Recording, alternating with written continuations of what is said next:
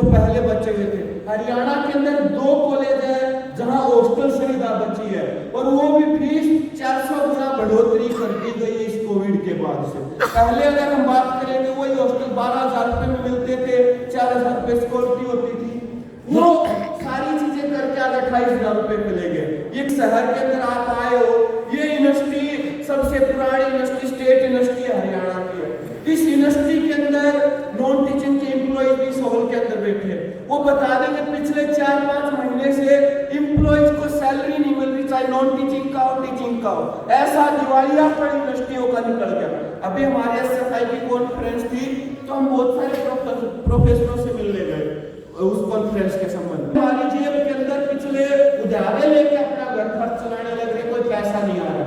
यानी finance agency बना दी है, जो UGC होती थी उस सिस्टम उस संस्था को तोड़ के फाइनेंस एजेंसी बना दी गई। अभी पिछले महीनों जब जून जुलाई में जब ग्रांट जारी हो रही थी तो यूनिवर्सिटियों को लोन दिया जा रहा है कि जो कुरुक्षेत्र यूनिवर्सिटी हरियाणा की सबसे बड़ी यूनिवर्सिटी है उसको 59 करोड़ का लोन दिया जा रहा है। रोहतक यूनिवर्सिटी के अंदर पूरे सभी यूनिवर्सिटियों के अंदर विरोध होता है, इस लोन सिस्टम को सरकार वापस भी लेती है और इसको ग्रांट के रूप में जारी कर देती है। जिस यूनिवर्सिटी का 1 महीने का बजट है उसको 59 करोड़ रुपए में चला रहे हैं आपको, तो कैसे सिस्टम चलेगा? इस यूनिवर्सिटी के अंदर जब हम आए थे 2014 के अंदर तो लाख की फीस 6,000-7,000 रुपए थी। एक जो सेल्फ फाइनेंस था उसकी 22-23,000 रुपए थी। आज वही फीस 1.25 लाख रुपए तक चली गई। कोई बच्चा ये सोचे कि फार्मा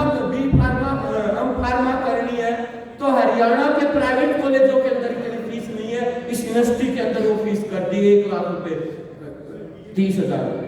यानी एजुकेशन सिस्टम के अंदर जिस तरीके का RSS का बीजेपी ने घुसपैठ की है इन सरकारी संस्थानों को तोड़ने के लिए कि अगर ये शिक्षा नहीं बचेगी तो पढ़ाई नहीं बचेगी तो रोजगार नहीं मांगेंगे। उससे पहले की जो कड़ी है सरकार उसको बंद करना चाह रही है। अगर हम देखेंगे दिन रोज हम देखते हैं, अभी पंचायत के चुनाव चल रहे हैं हरियाणा के अंदर।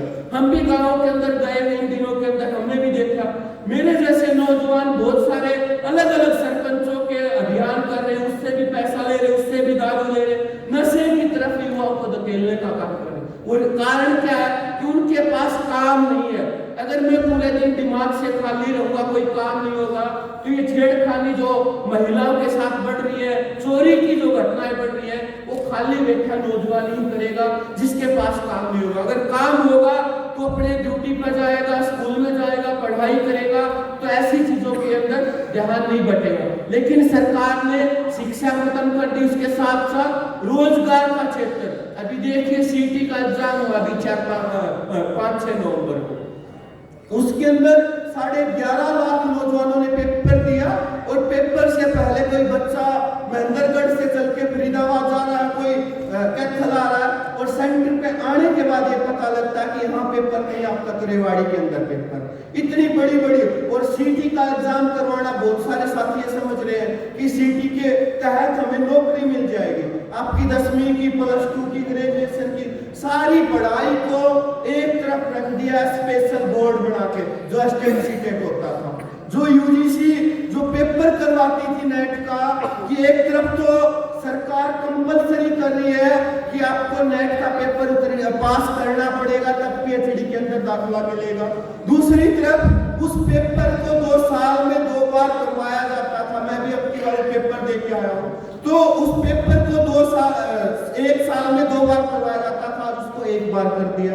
कॉलेज यूनिवर्सिटी के अंदर वो पेपर इसलिए जरूरी है कि अगर आपको प्रोफेसर स्कूल के अंदर सीटें टेस्ट है, इसी तरीके से वो नेट का पेपर अनिवार्य है। तो ये सारी चीजें सरकार की मानसिकता ये दर्शाती है कि हिंदुस्तान के अंदर देश के नौजवान को नशे की तरफ, चोरियों उसकी तरफ ले जाया जाए, पढ़ाई रोजगार सिस्टम को खत्म किया जाए। इस कोविड के बाद देखिए हरियाणा पूरे देश के अंदर बेरोजगारी के नाम पे नंबर 1 है। तो ये नंबर 1 का कारण पिछले अभी हमारे साथी साहब भगवान जी कर रहे थे कि 18,000 की भर्ती करके सरकार कह रही है कि ढिंडोरा पीट रही है कि भाई हमने बिना पर्ची नौकरियां दे दी। ग्रुप D की नौकरियां दी है, कौन सी A1 की दी है। यही वो सरकार है जिसकी पिछले 8